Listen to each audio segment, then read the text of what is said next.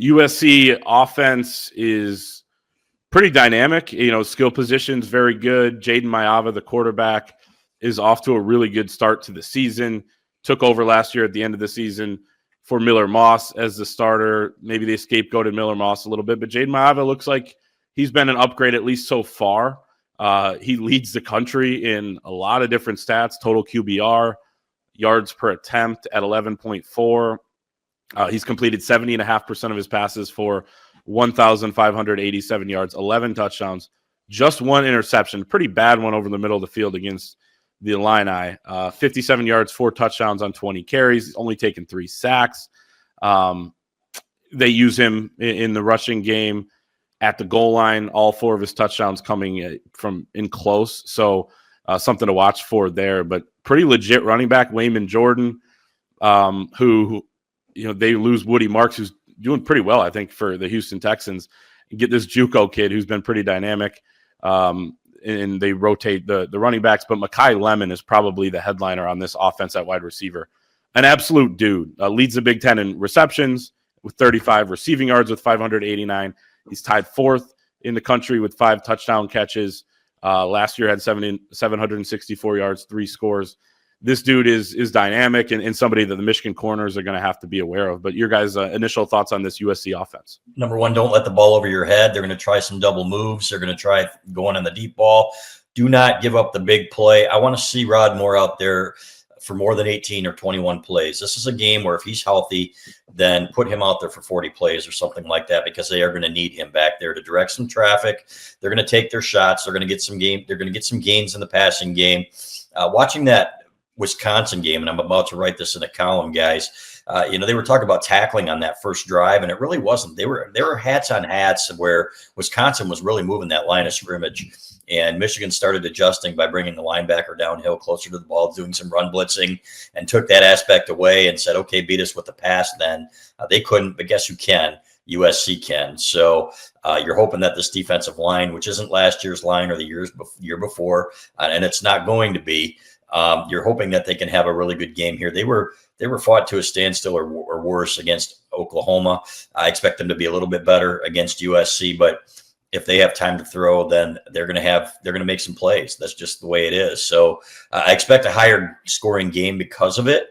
I believe that if they don't give up those big plays, if they can force a few field goals and kind of treat it like those Ohio State games in the past, right? Knowing that they're going to get their yardage, but if you can hold them to field goals and then match them offensively, you're going to have a chance to win this football game. I think that's going to be the key here. Yeah, Mayav is really good. You go through and you look at some of his passing splits. I mean, on the deep ball this year, which is throws of 20 or more air yards, 16 of 23, 580 yards, 4 touchdowns. He's like, we talk about Pro Football Focus grades. He's blue in that category. He's in the deep blue. Like, that's elite, high level stuff from him. So like you said, the coverage is being intact, not letting your guys get beat deep. That's a huge key for them in this game. I think over the middle of the field, he's a little more mortal and seems like a little bit uncomfortable.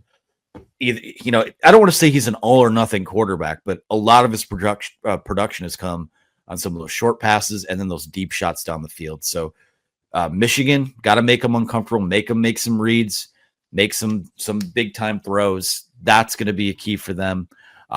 You want to try and make them as one-dimensional as possible. They have been able to run the football, but this is the best non-Ohio State passing game that they will see all year.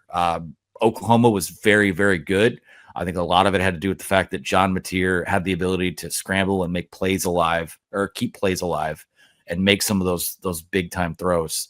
Mayava, he's darn good, and I've seen him pop up on a few mock drafts, in the last couple of weeks as maybe a potential first rounder next spring. So it's a huge test for them. I think the Michigan defense, it's traveled in those 2 road games they've played so far. We talked about those gotta have it drives where they needed to be better at Oklahoma. I think that's improved somewhat. At Nebraska, a couple wonky sequences, but for the most part, really good step in the right direction for them there. So I do see that like they're going to get got a few times. Like Michigan's offense is going to have to score because I think USC is going to score on their defense a bit, but forcing a big turnover or you get off the field on a third down. This is all pretty basic, like keys to the game football type of stuff, but it's the same recipe as some of those Ohio State wins you've had the last couple of years. It's the same recipe as the national title game against Washington, where they have a lot of firepower and you just need to get off in a key situation or force a kick where maybe they were hoping to score a touchdown. That's what this looks like to me. Yeah, and it's just tough because I think this receiving core puts a lot of pressure on you. If you want to focus on Mekhi Lemon, there's Jacoby Lane, who's a big-bodied 6'4" wide receiver who had 12 touchdowns last year. You have to deal with him. I think he's been a little banged up, but I think the bye week would be big for a guy like that. Lake McCree, their tight end, who's having a really big year, already has more receiving yards this season than he did all of last year. It seems to be a favorite target. The one thing that's interesting about Jaden Maiava is he only has the one pick this year. He's taking care of the ball pretty well. They haven't been challenged by great defenses yet, and Illinois is probably the best they faced. He throws an interception there. He knows where to go with it. He's pretty accurate. He kind of floats that ball. He doesn't have a lot of zip on it.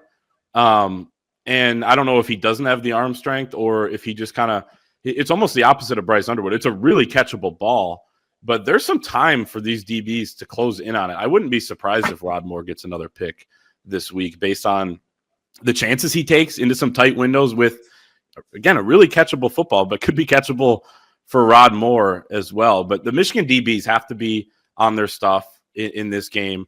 They have to have a goldfish type of memory where you just line it back up if you get beat and get the stop the next time. Like to both your guys' point about the red zone, they may get down there via a big play, but then you have to line it back up and hold them to a field goal. And you got to pressure this guy as well. He hasn't seen a ton of pressure this year, hasn't been as good under pressure like any quarterback wouldn't be.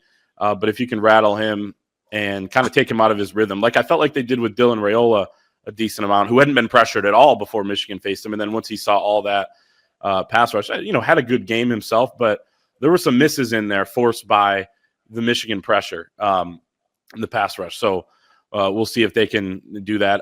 USC offensive line, worth noting on that topic, is banged up. Elijah Page, their left tackle, who had a rough time last year with the Wolverines, is dealing with a nagging injury. It's possible he returns, according to Lincoln Riley this week. They've done some shuffling there. The right tackle moved over to left. The left guard moved over to right tackle. Their starting center, Killian O'Connor, is out multiple weeks as well. They do have Jean-Ray Reed, who started 25 games over the last 2 years at Syracuse. So pretty capable backup, but not the guy who won the job coming out of fall camp. So some moving pieces there, maybe an opportunity for Michigan. It feels like they're facing a lot of O-lines that are shuffling pieces and banged up this year, and Michigan's is too. So a lot of offensive lines dealing with that, but we'll see if the D-line can get after them a little bit.